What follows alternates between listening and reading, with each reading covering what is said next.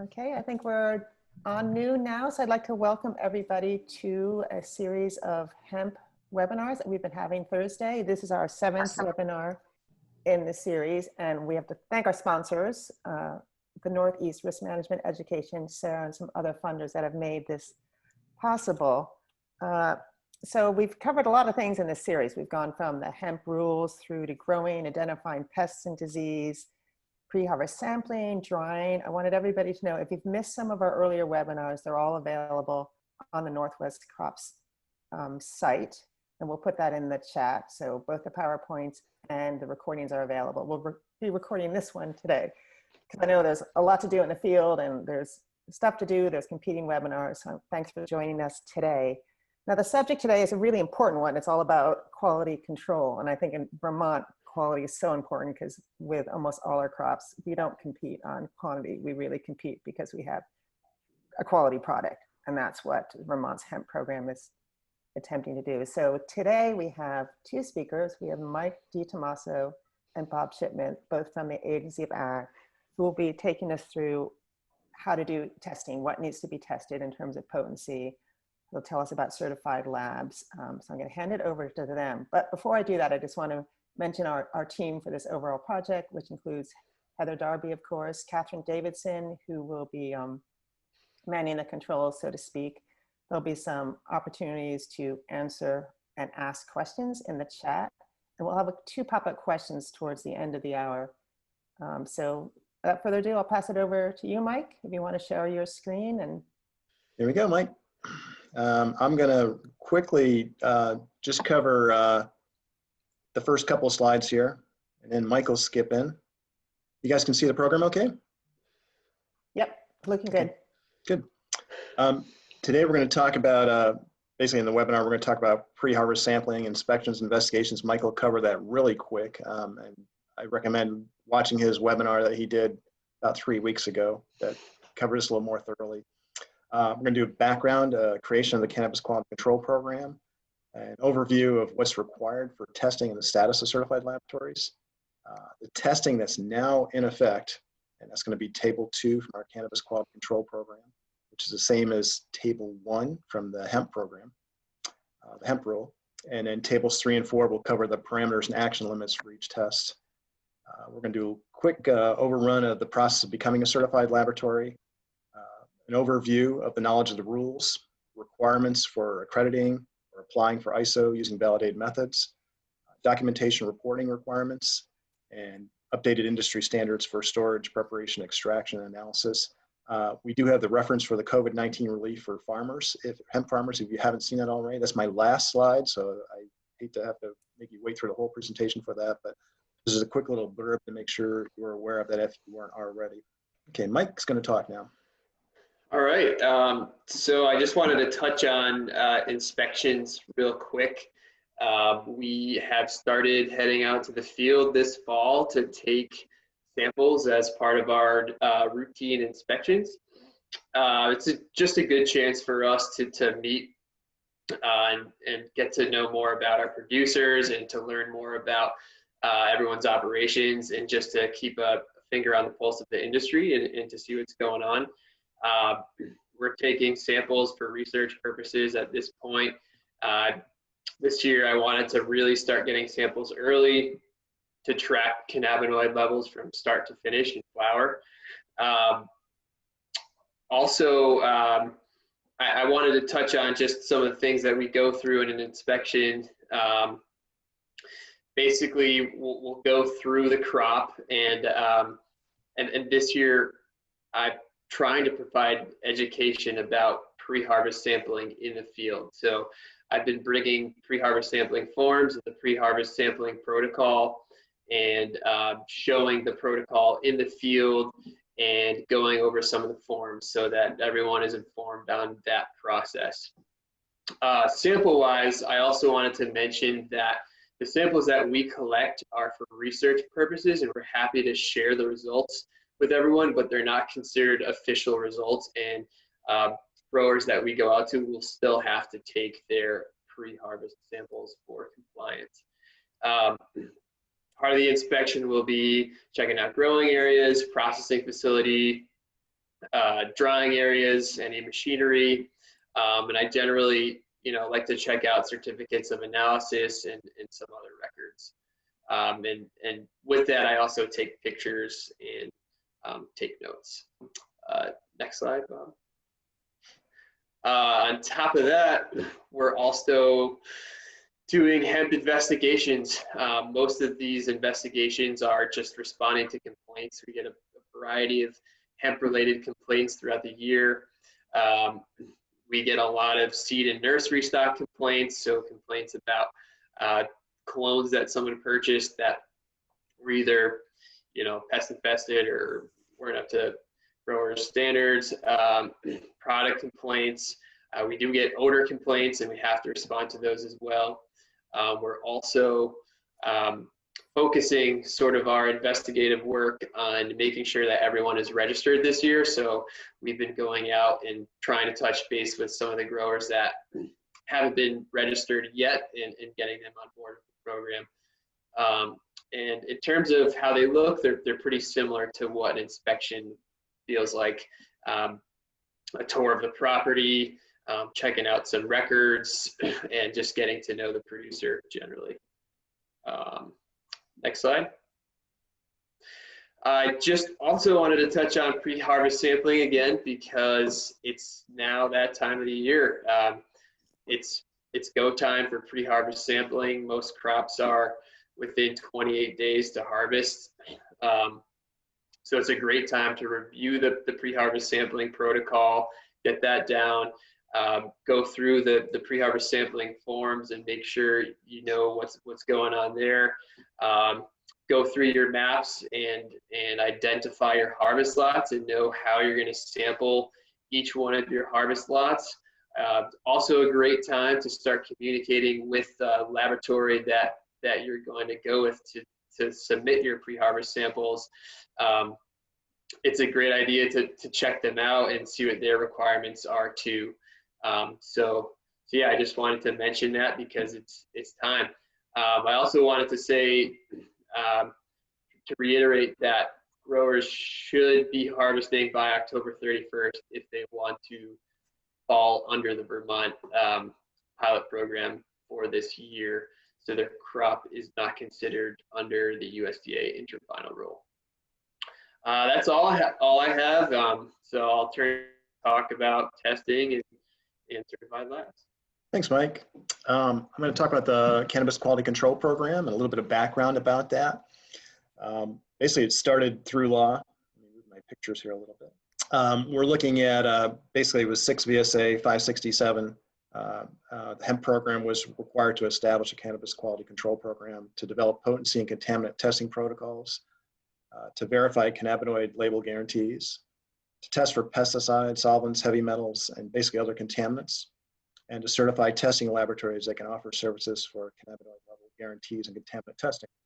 The ultimate goal is protecting consumers and ensuring the quality of the Vermont brand.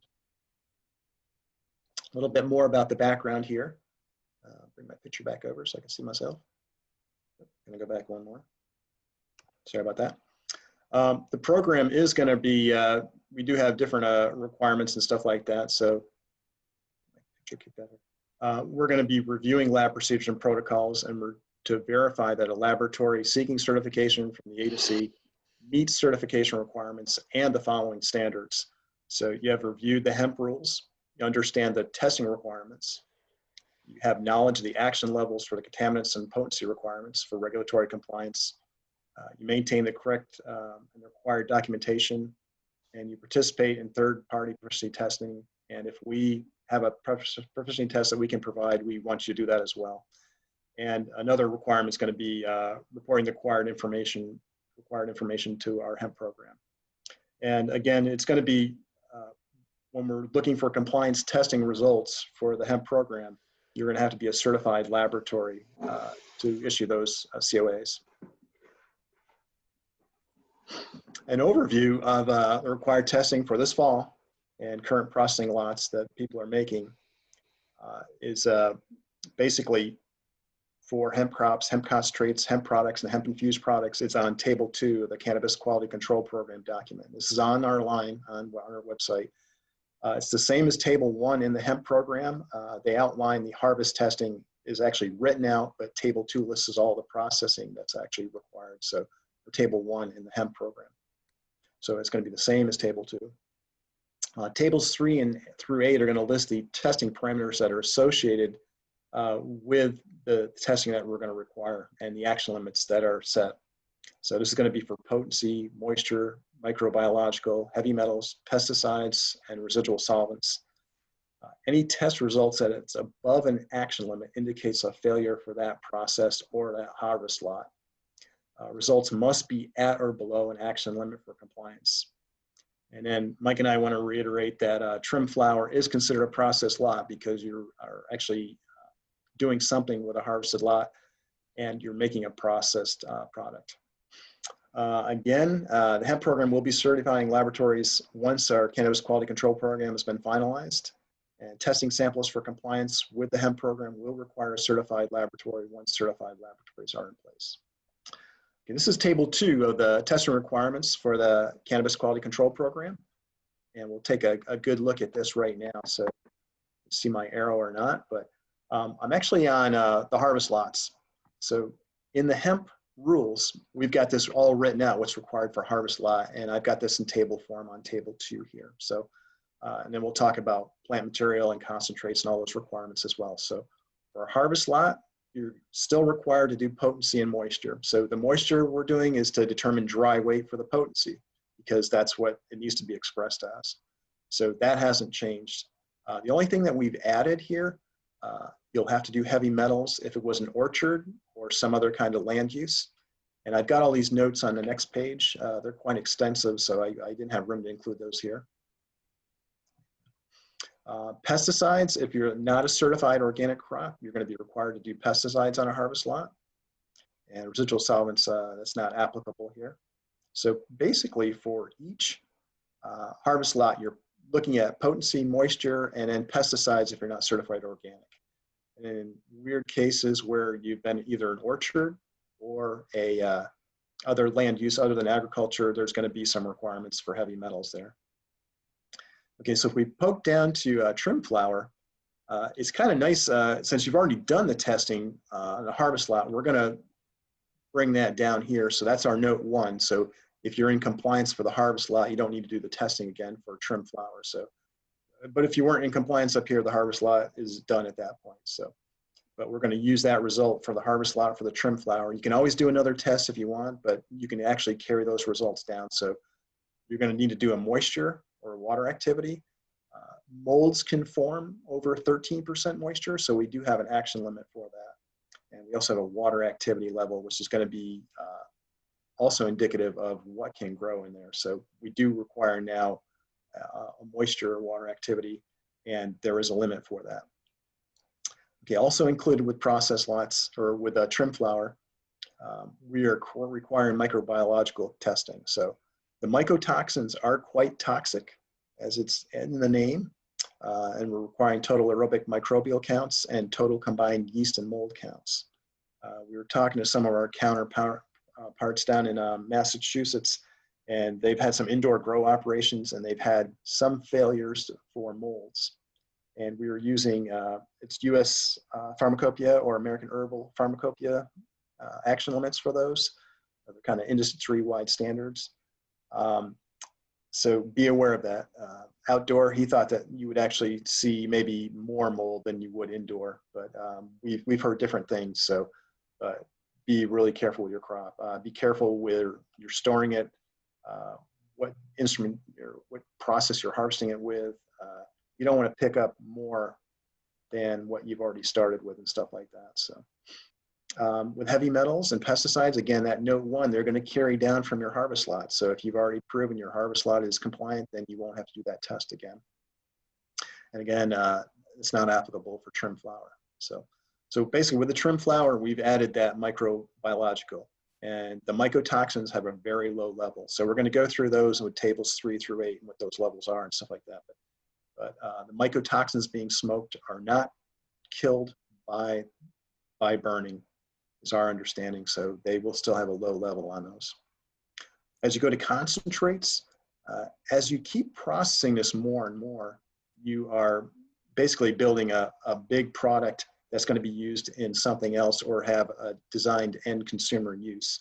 So we are requiring more testing on the concentrates because that's going to be used to make your products and infused products. So we want to make sure those concentrates are meeting required testing.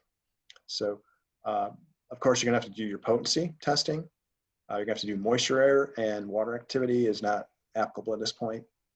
You're going to have to do your microbiological testing. And so their action limits are different from the trim flour on the concentrates. You're going to have to do heavy metals for each batch. You're going to have to do pesticides for each batch, each lot, I'm sorry, each process lot. So the pesticides are typically organic based, or many of them are. So when you do that concentrating process or that extraction process, you're extracting out the organic compounds, which are the cannabinoids. You're going to extract out those organic pesticides as well. So you're not necessarily extracting out the metals, but you will extract out pesticides, and you will, you may find if there was spray over or something, some pesticides in there, because it is a concentrating process. So you're going to be concentrating 100 to 1 or 1,000 to 1 or something like that. So you're going to be looking at your minor levels are now going to be, maybe you might find those in the concentrates. And we're going to make sure that they are going to be compliant before you start making other products with them. Our note 3, which is on the next page, says if you've used solvents in any part of your extraction process, you're going to have to do a residual solvent test. And we'll go through that on our table 8, actually. So products and infused products, basically these are going to carry down from your concentrates. So you're only going to be required to do testing on products or infused products. Basically, you have to show that your recipe is going to be compliant. And if you make cannabinoid level guarantees, then you're going to have to test 1 out of a batch initially to make sure that you haven't lost that in baking or mixing or chopping or whatever you've done. And then you follow that same recipe, that test will work well for you. You won't have to do each batch, but you might want to routinely test a batch here and there just to make sure that your levels are correct. So if Mike comes around and does an inspection and pulls a product off the shelf, we're looking for that 10% compliance. If you say it's got 30 milligrams of CBD, we want to make sure that's good. We want to make sure the Vermont brand is well represented and in line and has what it says it's there, and it's contaminant free. So we can cover a little bit more of these notes in the next page here. It's a little dry here, but basically notes 1 and 2, you can carry down the testing from the previous level, whether it's harvest lot or trim flour or concentrate testing, that carries down. We talked about the residual solvents are tested whenever solvent-based extraction techniques are used. Note 4 was basically for the products and infused products, and we summarized that by saying anytime basically a hemp product or hemp infused product process lot complies once you've seen the acceptable potency level or a processor's formulation demonstrates compliance with a potency level. So if you've got a concentrate that's compliant and then you're doing a dilution from there, you can calculate those out. And then you would have to test at least once to confirm the formulation if you're making any specific cannabinoid guarantee. So that's our note 4 that applies to table 2. Note 5 is the metals requirement. So again, we said if you had an orchard, you would have to do a soils test to demonstrate compliance, or if you hadn't done that test, you would have to test the harvested crop. And then if there's other required agricultural practices used. So if you had something use other than farming on that land where you were growing hemp, there's going to be a required metals test. Again, we talked about no pesticide testing required if this crop is certified organic. If it is not certified organic, then you're going to have to do pesticide analysis. We've added note 7 here, which is not on the tables, and that's basically if you have any other program or agency natural resources, like biocidal applications requirements, we are not superseding those. You're still going to have to follow those. So just be aware of that as well. I'm going to jump to, these are actually testing parameters for our program from the Vermont Cannabis Quality Control Program. These are the parameters and action levels, action limits. Table 3 is potency. Okay, I think we're all pretty familiar with that. Let's go back there. And that's the 0.3% for Delta 9 THC. And we also have the additional limitation of 1% total THC. We all know about that. And like Mike said, you've got to get your crop harvested by Halloween this year so that you can still be under our program. Otherwise, you may be under the USDA program, which would be a total THC of 0.3%. There are no action limits for CBD products or other cannabinoids, except if you have a product labeling, you want to see a guarantee of within 10% of whatever you've labeled on that product. Table 4 is our moisture parameters and action limits. So you can do either moisture content or water activity. And we're requiring this for trim flower, or if we come to test like a biomass that's been sitting around, we would like to see this kind of level met, because above the 13%, you're risking molds forming. And with the molds and yeast, you can actually have mycotoxins forming. I'm not a microbiologist, but I'm trying to understand the process. So we've used the industry standards for this. The water activity is 0.65. That's the amount of water that's available for use, is my understanding. It's not the same thing as moisture content, but either one of these levels have to be met for trim flower, because that's usually being stored somehow, even in a store that's actually selling trim flower. They need to be below these limits, or else you risk forming molds, which we don't want in our product. Here's table 5, the microbiological parameters and action limits, and table 6, which are the metal parameters and action limits. So again, we're looking at, we got different action limits for dried cannabis, and this is the trim and the biomass as well. So you've got a total aerobic microbial count limits, and you also have total combined yeast and mold counts. And then we've got the mycotoxins broken up in 2 different numbers here. Those are, their action limits are 20 part per billion. Again, these are very toxic. They are not killed upon burning usually for smoking. Smoking is kind of it requires a hotter temperature than that, is my understanding. And so that action limit actually for concentrates is still the same. So that's carried all the way through, whether you're doing your tincture or your concentrate or your trim flower, those limits are all still the same. But you can see the limits are actually different for the concentrates. So with the trim, you've got 100,000 is your total aerobic microbial count. And then it drops to 10,000. So in your processing, you've got filtering and stuff that takes place. So my understanding is that actually will somewhat of a little bit of a cleanup step. So you're taking that process, you're not bringing a lot of that plant material into your concentrated products. So there are lower limits set for those. Again, we're following industry standards. It's usually AHP, American Herbal Pharmacopoeia, or US Pharmacopoeia, or other states in these guidelines. And so when Mike pulls a candy bar off or a tincture, we'll be looking for these levels as well if we decide to do these tests on there. So it's a good idea. You know, your concentrate is required to be testing. And so if you're doing a 1 to 10,000 dilution and you're at 10,000, you will be, you know, at your action limit at that point for total aerobic microbial count. So your recipes and your formulations, you know, make sure you know what you're doing on those and follow the science on there. For metal parameters and action limits, you can see trim flower and dry biomass have action limits for arsenic, cadmium, lead, and mercury. They're a little bit higher in the concentrates because we know those are going to be diluted out.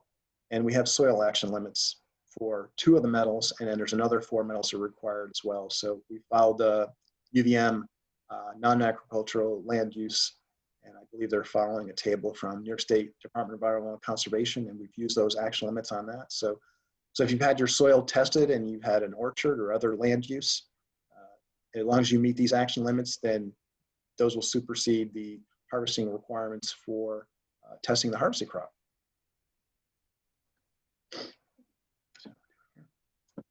And then the last 2 tables are pesticide parameters and residual solvent parameters. So we've got 18 pesticides. Many of these pesticides, these are some of the compounds we've seen either out west or in our state in some crops, and for consumer safety and health. California has, I think, 60 compounds. Oregon pushes the limit at 45, and so some other states have bigger lists. We tried to get what we thought was going to be representative of Vermont crops, and we've set limits for each of those as well. And then residual solvent parameters. We're only allowing lipid, ethanol, CO2, or mechanical extractions, you know, unless you get permission from the agency to do something else. At the bottom of that table, any solvent not permitted for extraction. Butane, propane, and other hydrocarbon extractions are not allowed. So if you're doing ethanol, these are the solvents you're going to check for. If you're doing methanol as a cleanup step in your concentrating process, you need to scan for these solvents. So again, you won't be doing a benzene extraction, but benzene might be an impurity in the solvent you're using. So hopefully you don't have a clandestine operation where they're using gasoline and you've got benzene and xylenes and stuff like that. So these are meant to protect the health of the consumers as well. So benzene is pretty much a national, international standard there, 2 parts per million. That's going to be the low one. And then you're up to 5,000 for ethanol, which is less toxic. You've got a few chlorinated solvents in here, chloroform, methylene chloride. Those are going to have lower limits because they're toxic. So we're trying to eliminate out anything toxic that might be in there. The labs will have acetonitrile oftentimes for their HPLC analysis. So there might be a background in there. So we have a limit for that as well. So I'm going to continue on. So now we're going to talk about the lab certification accreditation. So for the farmers, this may be the boring part and stuff. We'll just talk about this pretty quick here. Basically, our agency is going to evaluate labs and we're going to certify for hemp analysis. So we are not doing an accreditation. So it is only going to be a certification. And USDA is recommending ISO 1705 adherence right now. And with the interim final rule that was issued, they're requiring ISO 17025 and DEA registration as well. So trying to stay compliant with them and basically adding legitimacy to the industry and the testing industry, we are going to also require that as well. So, and if you're not familiar with ISO, it's ISO IEC 17025.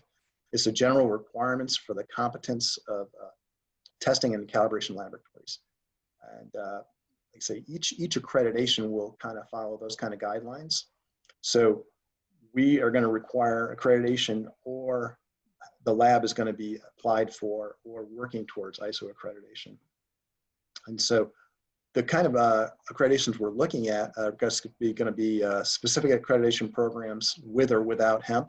So you're familiar with the processes, how I store samples, how things are secure, how I store documents, what kind of training my people have, how do I validate a method. So we're looking for that type of credibility to add legitimacy to the industry. So if you are, a lot of labs already carry some type of accreditation. NELAC is for environmental labs. ANAB is for forensic labs. We have labs that are other agencies they've gone through or programs, Perry Johnson. So they may or may not have hemp accreditation, but they do understand the accreditation process and they can follow that in building their hemp program. There are specific cannabis accreditation programs some of our labs have right now that we've been looking at in the state, like CannaLab, and there's other ones as well. So they are already accredited for hemp. They have legitimate programs set up and they understand the process of validation, verification, SOPs, and stuff like that. If you have a lab that wants to apply towards accreditation or towards certification in our program, you need to be, have an ISO-based format. You need to be working towards ISO, or you have applied for accreditation in an ISO format. So AOAC International has standard method performance requirements. We highly recommend those, but you need to be following ISO-based format. So if you're not accredited, go back. We will only be able to certify you for potency, moisture, and pesticide analysis. So the microbiological and the metals are only going to be allowed for labs that are already accredited. So hopefully you can get that accreditation very soon. You can get add parameters as well. Specific requirements to becoming a certified laboratory. You got to follow appropriately validated and or verified methods for each hemp analysis, and those methods must be following guidelines from recognized industry sources. And so sources that we recognize, and it's not limited to this list, but AOAC International, FDA, USDA, EPA, ISO, American Herbal Pharmacopoeia, US Pharmacopoeia, ASTM, and APHL. So we realize that some manufacturers of equipment actually have already followed a validation process in marketing some of their machines for analysis. And so if they've already done a validation that's maybe met all the ISO requirements, perhaps the lab could just do a verification of that validation and not have to go through a whole full-blown validation process. So again, if you are, all your methods, whether validated or verified, need to have standard operating procedures. Certified laboratories must participate in proficiency testing, and laboratories will be required to register with the DEA in accordance with federal law. And there's also QA program requirements towards our certification. You have to have a quality management system or QA program set up, and that's where your SOPs will fall in. You have to have personnel training and education requirements, the proficiency testing that we've already talked about, sample handling and storage. So you're going to have SOPs written for those as well. There's calibration and QC procedures you need to have documented, measurement and standard traceability requirements. And USDA IFR interim final rule is requiring measurement uncertainty for THC, so you need to get those calculated. So this will actually help our farmers. USDA has allowed this interpretation if you have a total THC of 0.31% and your measurement uncertainty number is 0.02, they will say that is acceptable because your range now encompasses something under 0.3%. So they're looking for that on THC, and hopefully once you've done it for THC, you can do it for the other cannabinoids, pesticide as well. It gives you that level of comfort as you'd have to study MU. I've done it before, but like I say, they're going to require it for THC. Our additional requirements for certification, and this is sections 6 and 7 of the Vermont Cannabis Quality Control Program. We've already talked about you're going to have to be a certified lab in order to have proof of compliance for the hemp rules. You have to use certified lab. So a test result coming from a laboratory not properly certified in a specific testing area will not be considered a certified result nor accepted as proof of compliance with the hemp rules. We have COA requirements. When dry weights are required, different information, the concentration units, and we talked about the measurement uncertainty already. Okay, other requirements are submission of samples and how they're submitted to the lab. So we're saying that harvested crops now need to be sampled wet, and I think you all realize that with all of Mike's presentations and stuff. And then they need to be kept cold because we don't want to see the transfer of acids over into different cannabinoids. We can talk about that pretty quick here down the road. We have documentation requirements, and basically the pre-harvest sampling forms are going to come to the laboratories, and you need to keep those because that's part of the compliance as well. So you need to keep the COAs, there's chain of custody forms that will be coming to the labs, and so the lab will be compiling those as well. We have required methods for dry weight decarboxylation determination. We have requirements for reporting to the agency, and that's basically if any harvest lot exceeds a potency level or an action limit for contamination, the laboratory, once their certificate analysis has been done, then they need to inform the agency within 24 hours of testing.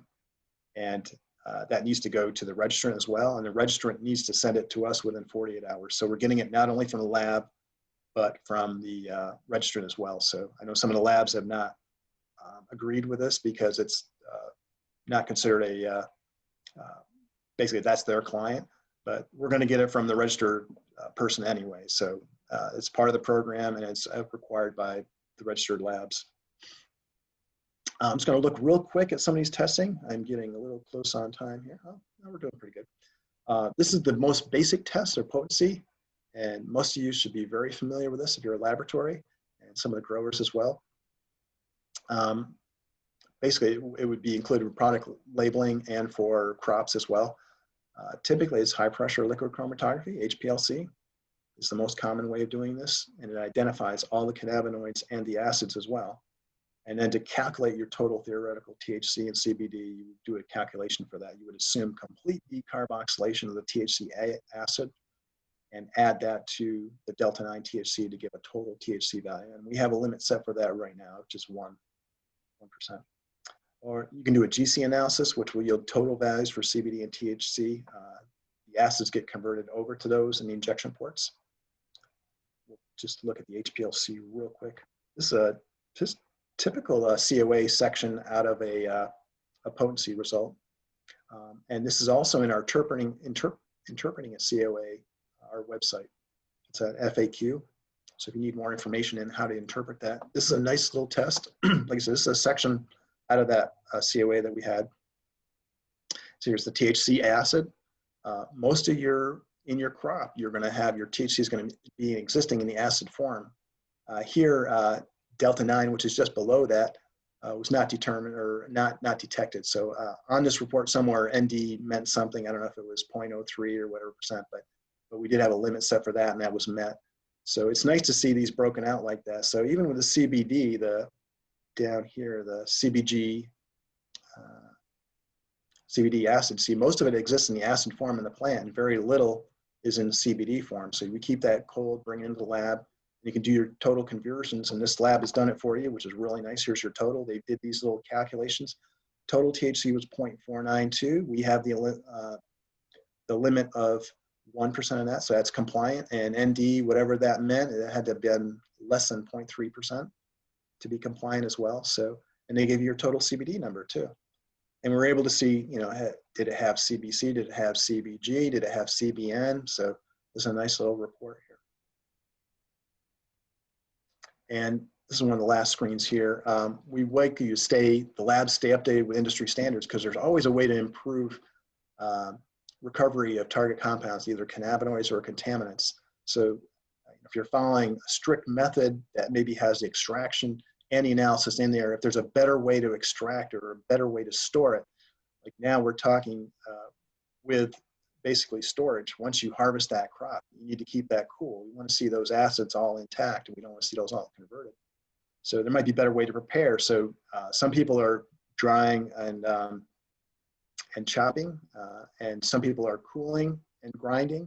So if you find a better way to do it, please do it, and reference your protocols, validate it, verify it, do a study, and document it in your standard operating procedures. But we're always looking for something better, a better way to keep these cannabinoids intact and the contaminants as well. So we don't want to see those lost.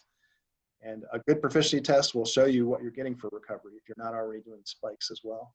So, and please consider with storage, preparation, extraction analysis, there's always a better way to try and do something. Even the analysis, GC injection port, if you can keep that cooler so you don't have the THC acid, that's going to break down anyway, but we don't want to see Delta 9 THC breaking down the injection port as well. So I'm going to go to my last slide here. So here's how you can get in touch with Mike or I. We do have this is a way to get in touch for the lab certification. There's an AGR Hemp lab certification email. There's a general one for agrhemp@vermont.gov. Steph and Mike get on this one quite a bit. I get on there once in a while, but I'll be checking this one, the hemp lab certification one. Or you can directly contact Mike or myself.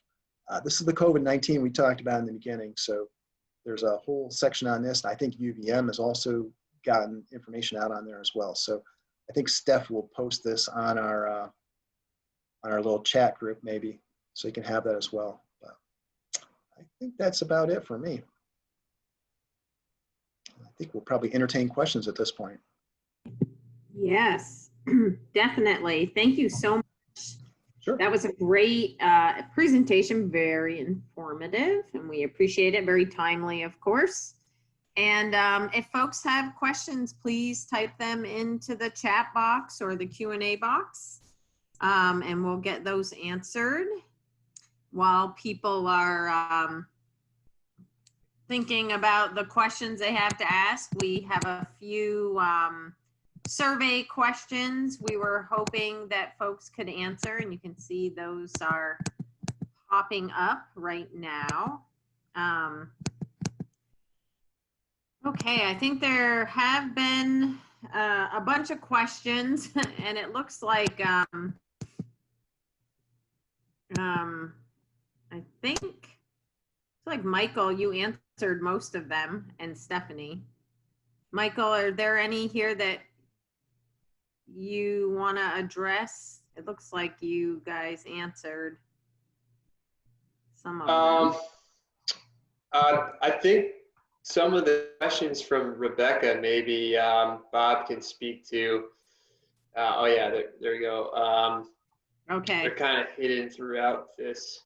Yep, that's fine. I'll go back to those. So, first question, when will labs be certified? Once the cannabis quality control program has been finalized, we'll be doing that. And so then we'll start the process of certifying labs. All right. So hopefully sometime soon. Okay, now here are the questions from Rebecca. Let's go back up here. Do you have any recommendations on how you want MU to be calculated? I don't have any recommendations. There's several ways to do that. There's the GUM, which is kind of cut and dry. I know each industry, I think whether it's environmental or forensic, has kind of done an interpretation document of that, like white papers from some of the Mettler organizations like for weighing and stuff like that. So I don't have a method, but there are, like I say, there's multiple ways of doing it. And there's unfortunately subcontractors out there that are willing to do it for you for a hefty fee as well. So, but there's a lot of documentation out there how to do it. And Rebecca, being an environmental lab, may want to kind of follow the NELAC or some kind of other environmental way of doing that calculation. Okay, let me finish with some of Rebecca's questions. If a crop tests over the limit for moisture or water activity, but is also tested for microbiological contaminants, and those come back within the limits, can the crop still be valid? Yeah, so the crop doesn't have a limit for moisture because we're assuming that's going to be high because it was sampled wet and sent to the laboratory. So if it was trim flour that had a high moisture count, that would have to be brought down. So the microbiologicals are well, but actually your moisture is indicating that it's going to grow mold if you're over 13%, and you're going to be in trouble. So you need to get that dried out more. So I would say you would have to dry that out more before storage. So at that point you have failed your action limit. So I would not say you would pass, because any storage of this, your microbiologics are going to change at that point because you're going to have too much moisture in it. Okay. Are you requiring that labs follow ISO 17025 standards or hold accreditation for the analyses being provided? Lab accreditation versus method accreditation, i.e. my lab is NELAC accredited to ISO 17025, but not in potency specifically. Do you see that one? Yeah, yeah. So what we're requiring is that you're basically following, you know, some kind of ISO-based format. So if your accreditation is ISO format, or I know NELAC, that's basically ISO 17025. There is I think it's a 2005 version and a 2017 version that are a little bit different. So basically your lab is going to be accredited to that, and you're going to organize your standards and you're going to organize your methods based off that basically NELAC accreditation. So you should be following an ISO-based format. I'm being very general here, but you've already done that in your other procedures, and that's what we're looking for, is following that kind of guideline to get those written. So I can get more specific directly with you, Rebecca, if you want. Okay. Shouldn't the COA account for the RL for Delta 9 THC and consider that when calculating the total theoretical? DL does not, sorry, I have all these things popping up, so it's making it hard for me to, there we are. DL does not necessarily mean 0, D9-THC. Right. So when you do that calculation, we're going to assume that that's 0 at that point. So that's basically your method detection limit or your reporting limit. So I would use a 0 on that point. I wouldn't use, if you said less than 0.03, use 0.03. I would use 0. Basically, you're saying there's no delta 9 in there, and you're using the total value to calculate that, the acid value. So I would make that a 0. All right. And there's a question from Susan. She said last year the lab did not want wet samples. What lab will take these wet samples? they should all be taking them because that is now a USDA requirement, I believe, and it's ours as well. So they need to be harvested wet, and you got to keep them cold. We want to see those acids intact when you get them to the lab. Some labs are drying and grinding dry, so they've got their methods set up. So we have not specified how they do preparation, extraction, or analysis, but they need to be following a method and documenting that in their SOPs. So, but when you get the crop, that needs to be harvested and sent wet to the laboratory, and then they have to deal with it however they deal with it there. Right. What are the test houses supposed to do with the sampling forms we are supposed to turn in with the compliance test request? Do the harvest lot compliance tests all have to be done at the same time? It seems like the cannabinoid test is the one that starts the clock for the compliance of the harvest lot. Could the others be done later? So whatever's required has to be done before pre-harvest. So if you've got to do pesticides, that needs to be done pre-harvest. So the potency is definitely required. If you're doing the other ones just for your own knowledge, that's fine, but the required ones have to be done, you know, pre-harvesting. And I don't remember what the other question was. It's about. I can speak to that one. Oh, thanks, Mike. Yeah, so this year growers are required to submit their pre-harvest sampling forms to the lab, but they should also keep a copy for themselves. So keep a copy and also submit the form, but it's not necessary to submit your pre-harvest map to the lab, just the form. All right. There's another question about the pre-harvest sampling forms seem to be the same as last year. It required a large mass of sample from leaf to bud.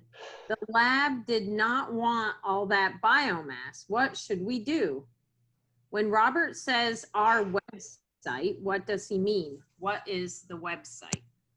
Okay, that's the Agency of Natural Resources, or Agency of VAAFM.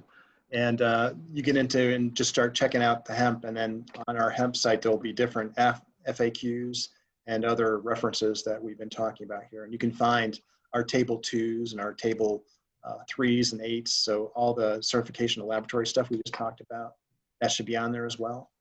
So we don't have the lab site. I don't, Steph, can you punch that on real quick, our labs, our website? Yep, there is a copy of it in the chat, the Zoom webinar chat. There's a lot of chat in the chat. Yeah, I'm trying again. to get it off. Right now, so that that everyone has it at the tail end. Perfect. Yeah, thank you. Okay, the other question was about the size of the sample. Okay. Yeah, Mike can speak a little bit about that, but we're requiring basically it's the side arm, and it's 2 or 3 inches, Mike? It's 2 inches of sidearm flowers, and the lab should be able to take, you know, the amount of material you'll give them, but that is our requirement, is basically dependent on your harvest lot size. You have to take the corresponding amount of samples, and each individual cut needs to be 2 inches of sidearm flower. So you could have 5 cuts per harvest lot. You could have 29 cuts per harvest lot, but that is the requirement that you'll need to submit to the lab. We want to make sure the labs have enough sample too. It may be more sample than they need, but we'd hate to have you go back out and retest. But I believe you can pack that sample down, right, Mike? And just get it all in that bag. Paper bag or whatever container you're putting it in. So, but that should give them, you know, maybe 100 grams of sample sometimes. It's going to be wet. So now, you know, if that's 60 or 70% moisture, now you're only talking 30 grams. If they're requiring 5 grams for potency and 5 grams for moisture. They have to do any reanalysis. They're probably going to require at least 5 grams for pesticides. So since it is wet, it's not the dry that they're going to need. So and that needs to be taken into account. So there's going to be a lot of water weight in that harvested crop. Yeah, exactly. All right, trying to get through the chat. Hemp farmers do not need to test for pesticides if they have organic certification. Oh, I think that's from Susie. That's correct, right? Yes, it's a certified organic crop, yes. Okay. And there are currently foliar sprays approved for use by the Vermont Department of Ag that contain beneficial aerobic organisms such as Bacillus subtilis. These organisms will likely be included in total aerobic count values.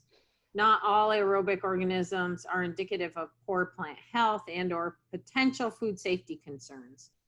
Will these foliar sprays no longer be able to be used as a precaution to not exceed the action limit? Total aerobic count will not provide species identification. Yeah, I can let Mike talk to that, but I think you got to follow the directions, and I believe they're fairly fast acting, right, Mike? So if you follow the directions and get them sprayed on, I'm not sure. I'm not a bacteria person. I'll let Mike speak to it. Yeah, that's a bit of a contentious subject, to be perfectly honest. But a lot of those products are approved. They're on the approved list of pesticides to use, such as Bacillus and other agents like that. As far as the total aerobic count goes, I would assume, the general rule of thumb is people stop applying foliar sprays, up to 2 weeks before harvest. That's not a rule or anything, but honestly, I don't have a perfect answer for that right now. But I did want to check in with Heather either now or after, because I think I read somewhere that you're doing a study on that this year, correct? Yeah, so we are starting to spray these approved fungicides, and we've selected from the list that's available. And yeah, our goal is to spray based on the label from now until the last acceptable time. And then we will be doing the biological tests to see what we find. And we have plants that we're spraying both undercover. So, our assumption is the material will not wash off. And then we're spraying plants outside as well. Cool. That'll be a great study. Yeah, we set the limits typically a little bit higher. We had set them fairly low, but then we went back to, I believe it was USP limits because there was concern over this. So we did listen to the industry. We talked to stakeholders, and they got back to us. And so we did some revising, using these kind of information. So we didn't just drop the ball and run. We did listen to people and then made adjustments on this. So hopefully, I think we're right where the industry's supposed to be at this point. Great. Let's see, we have time for maybe one more question. There are requirements for record keeping on harvest lots coming into the state, including COA addressing potency. If you are processing that harvest lot into a product in Vermont, then the requirements for testing apply to that product. If you purchase a hemp concentrate or crude from another state and use in a product, then these testing requirements apply. Is that true? So Heather, this is Stephanie. That was in response to a question from either Keith or JP, and I can't remember which, about when products are being shipped into the state of, or not products, hemp harvest lots and or maybe a hemp concentrate is shipped into the state, and how and how the testing requirements apply to that.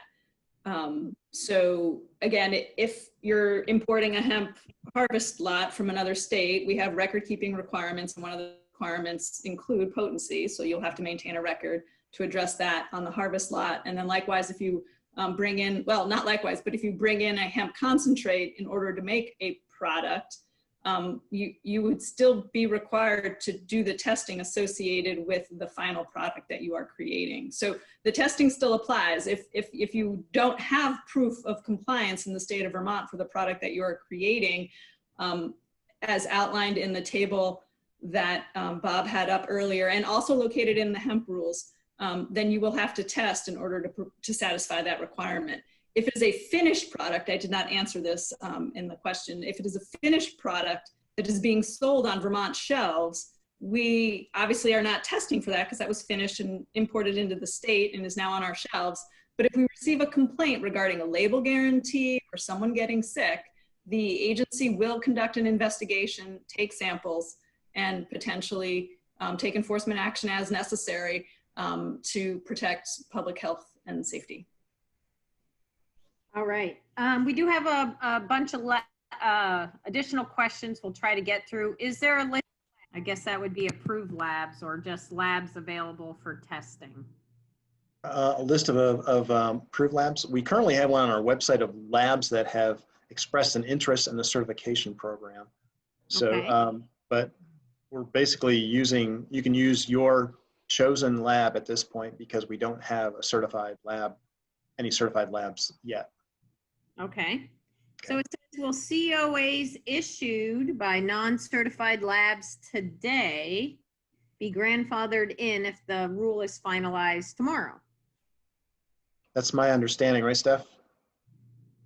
The rule is finalized, but it's the Cannabis Quality Control Program. So we're not going to require them to go back out and test again, is my understanding. I'm sorry, I missed the question. What was the question again? If they're doing the COAs and based off of today's standard before the certified labs kick in, we have a certified, or basically we have a requirement list, and all those compounds need to be tested, but you're not going to be following a certified, you're not going to be using a certified lab because there are none at this point. But correct, yeah. So there are no certified labs in the state at this point in time. We are asking individuals to work with labs with which they have a relationship. We are also asking growers and processors to comply with the action limits that are contained on our website, which is in the chat. And also you can contact, based on the emails shown up on the screen right now, any of us within the hemp program, and we can get you more information regarding those action limits. But you do have to maintain records regarding those action limits.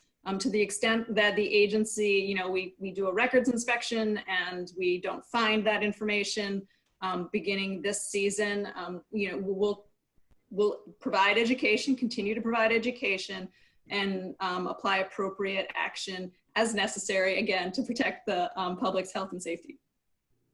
Great. Well, I just want to thank everybody for joining today's webinar. Thank you, everyone from the Agency of Agriculture for being with us today. These are great webinars. Obviously, you can tell by all the questions.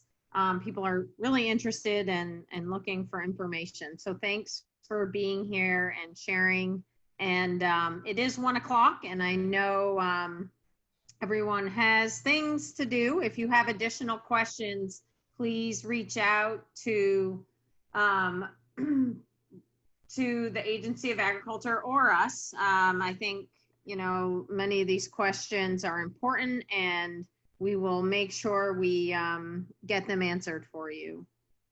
Thank you. Thank you. Thanks, everybody. Thank you very much. Thanks, Bob. Thanks, Mike. You're welcome. Thanks, Good luck with Bob. everything down in Good Georgia. luck. Thank you, Good luck. guys. Good luck. We'll be thinking of you. Okay, thanks, guys. And